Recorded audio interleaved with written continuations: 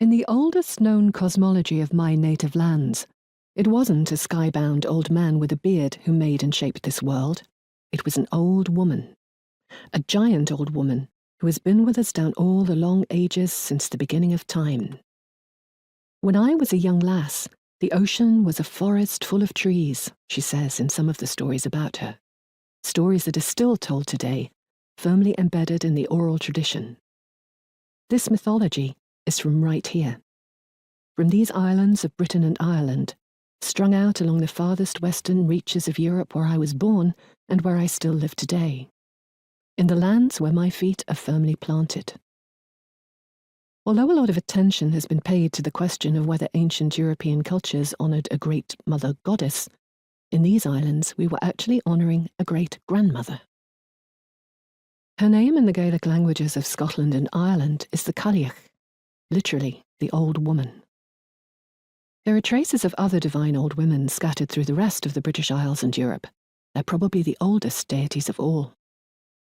How thoroughly we've been taught to forget. Today, we don't see these narratives as remnants of ancient belief systems.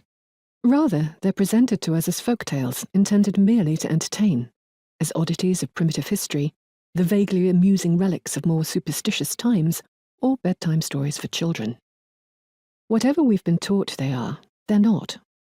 They are remnants of pre-Christian cosmologies that are firmly embedded in the land, the sea, the sky, and the human, animal, and plant-populated cultures to which we belong. Cosmologies in which old women mattered. What I love most about our old woman is that she clearly wasn't a character to be messed with. Take this story from the southwest of Ireland. One day, a parish priest visited the Cailleach's house to ask how old she was. He thought, as such men do, that he was a fine fellow and very clever. He'd heard that she claimed to be as old as time, and he wanted to catch her out.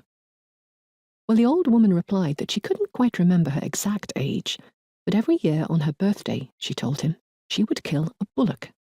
And after she'd eaten it, she would throw one of its thigh bones into her attic. So if he wanted to, he could go up to the attic and count the bones. For every bone you find up there in that attic, she said to him, you can add a year of my life. Well, he counted the bones for a day and a night, and still he couldn't make a dent in them. His hands, they say, were shaking as he pulled at the door handle and left.